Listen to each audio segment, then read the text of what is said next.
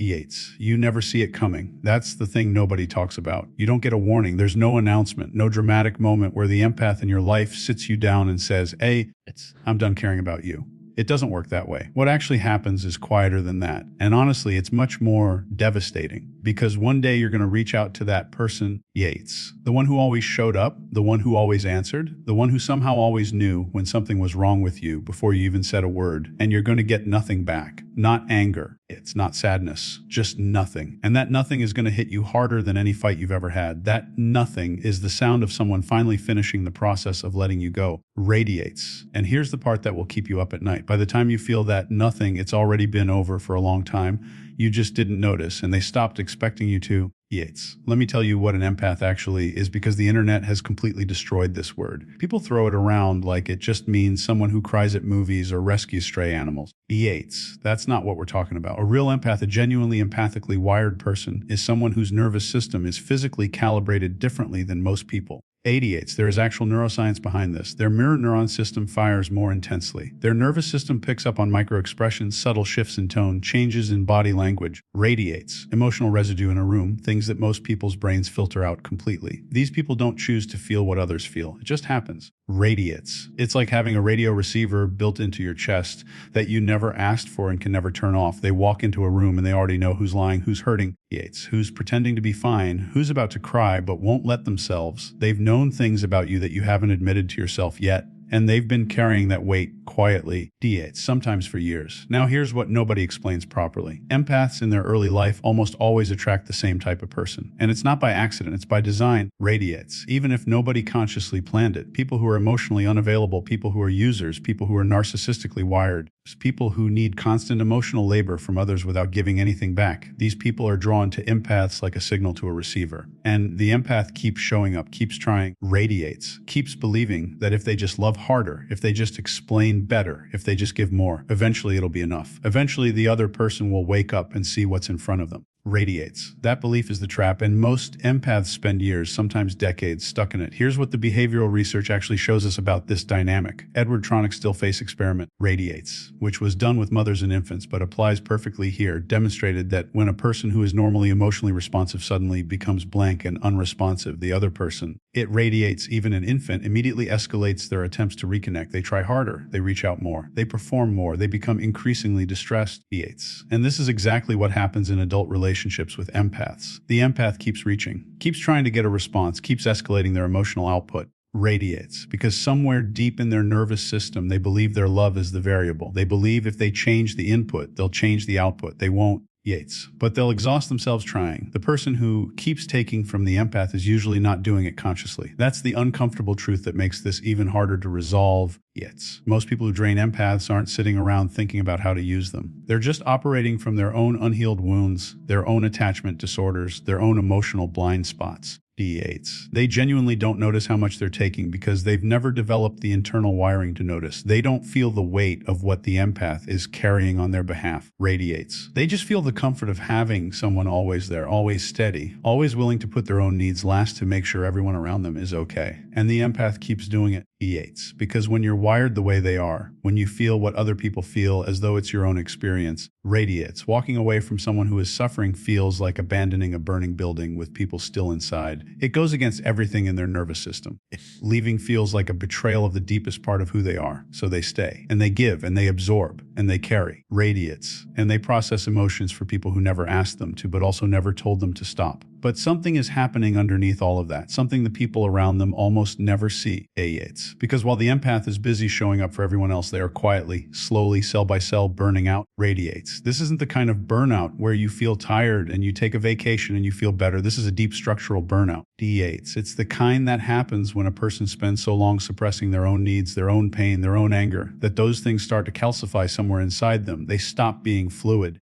They stop being accessible, and the empath starts to change, not dramatically, not in a way that anyone would notice from the outside, but internally something is shifting. A quiet recalibration is happening, and the people around them are completely oblivious to it. This is the phase that behavioral science calls detachment formation. And it's one of the most misunderstood psychological processes that happens in close relationships. Most people assume that when someone becomes distant or cold or unresponsive, it's a choice they made, a decision, a wall they put up deliberately to punish you. But with empaths, it's not a decision, it's a consequence. The detachment isn't something they chose, it's something that happened to them after too many cycles of giving without receiving. After too many times of being the only one who remembered birthdays, who checked in after hard days, who noticed the shift in someone's energy before that person even understood it themselves, and getting nothing resembling that level of presence in return. The detachment is a form of self-preservation that the nervous system initiates when the conscious mind still refuses to protect itself.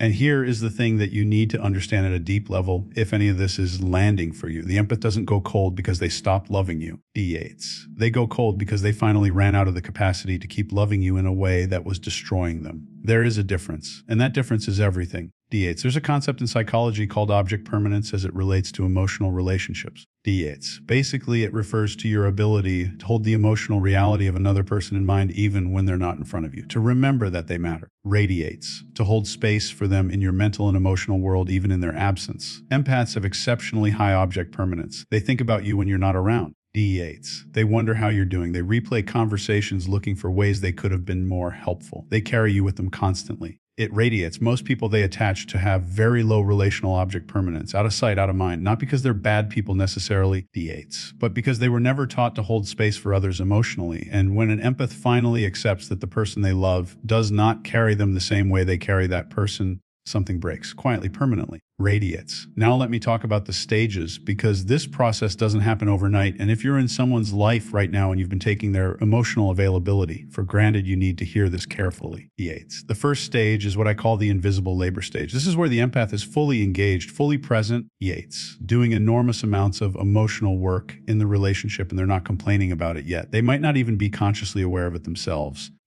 They're just doing what feels natural to them. Showing up, being present, tracking your emotional state, filling in the gaps. If you're in a relationship with someone like this right now, you probably feel very comfortable, very seen, very taken care of, and you're probably not reciprocating it anywhere near the level they're extending. You may not even realize this. The second stage is the hoping and hinting stage. This is where the empath starts to feel the imbalance. They start to feel tired in a way they can't quite articulate. They start dropping hints, small comments, indirect requests for reciprocation. They might say things like, I just feel like I'm always the one who reaches out, or it would be nice to feel like you thought about me sometimes. And the person on the receiving end usually dismisses this, minimizes it, turns it around, says they're being too sensitive or too needy. And because the empath has usually been told their whole life that they're too sensitive, this lands. They back down. They apologize, and they return to the invisible labor stage, now with an additional layer of shame about wanting more. The third stage is the silent withdrawal, and this is where things get critical. If you have ever noticed someone in your life who used to be very warm and available becoming quieter, becoming harder to reach, responding to you with shorter messages, declining invitations they would have previously accepted enthusiastically, you may have already entered this stage with them and not realized it. This is where the empath has stopped asking for what they need because they've accepted that asking doesn't work. But they haven't left yet. They're still there. They're just protecting what's left of themselves. This is your last real window to do something. This is the moment where genuine effort, genuine change, genuine acknowledgement of what they've been carrying could still reach them. Most people miss this window entirely because the withdrawal is subtle enough that they don't register it as serious. The fourth stage is what I call the completed grief. This is where it's over. Not formally, not announced, just over. The empath has grieved the relationship or the friendship or the dynamic quietly, privately, completely, without you knowing it was happening. They've processed the loss. They've accepted the reality of who you are and what you're capable of giving. They've mourned the version of you they hoped you would become, and they've made peace with it. When you reach out to them now, they're not angry. They're not sad. They respond normally. They might even be friendly. But the depth is gone, the warmth is gone. The part of them that was specifically attuned to you, that held space for you, that tracked your well-being and carried you emotionally. That part has closed, and it doesn't reopen. Not for you, not anymore. People always ask me, can you bring an empath back once they've reached that stage? And I want to be honest with you because I think you deserve honesty more than you deserve comfort right now. Technically anything is possible. But here's what you are actually asking. You are asking whether you can reach someone who, after years of hoping and giving and quietly absorbing pain, has finally found peace in no longer expecting anything from you. You are asking them to dismantle the protection they built after you repeatedly failed to show up for them. Yates. You are asking them to be vulnerable again with someone whose track record gave them every reason to stop being vulnerable. It's not impossible. Radiates. But it requires something most people are not actually willing to do. It requires not just changing behavior temporarily. It requires becoming a fundamentally different version of yourself. A version with genuine self-awareness, genuine accountability, genuine emotional availability, not performed for the purpose of winning them back, actually developed, actually real. Yates. Empaths can feel the difference between someone who is genuinely transformed and someone who's performing transformation to get what they want. They will know. They always know. Yates.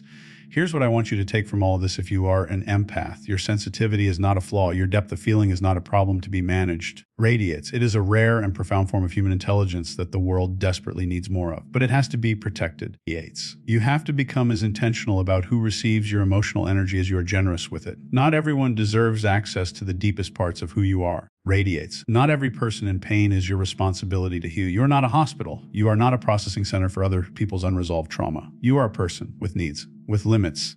Radiates. With a self that matters as much as anyone you've ever tried to save. The moment you stop chasing people who never chased you back is not a moment of failure. It is not a hardening. It is not you becoming less than you were. It is you finally understanding your own value clearly enough to stop offering it to people who will never recognize it. That moment, that decision, Yates, that quiet internal revolution is one of the most powerful things a human being can experience, and the people who are worth your energy will feel the difference in you immediately. Radiates, not because you're colder, but because you're finally whole. And for the people on the other side of this, the ones who realize too late what they had, radiates. The ones who reach out one day and feel that nothing in response. I want you to sit with that feeling. Don't rush past it. Don't immediately go into strategy mode about how to fix it or get them back. Idiots. Just sit with the fact that someone loved you with a depth and a consistency and a selflessness that most people never experience in a lifetime. And somewhere along the way you decided, Yates, consciously or not, that it wasn't worth matching, that their emotional labor was just available like air, like something you didn't have to earn or appreciate or return. Let that land. Yates. It's not so you can punish yourself, but so you can actually change, not for them, for the next person whose warmth you might otherwise take for granted, for yourself, because the truth is, radiates. If you've lost an empath, you've lost the rarest thing this world produces. And no amount of reaching out after the fact will bring back what was already finished long before you realized it was ending. Yates. That's the thing about empaths. They don't leave loudly, they leave completely. And they were already gone before you noticed the silence.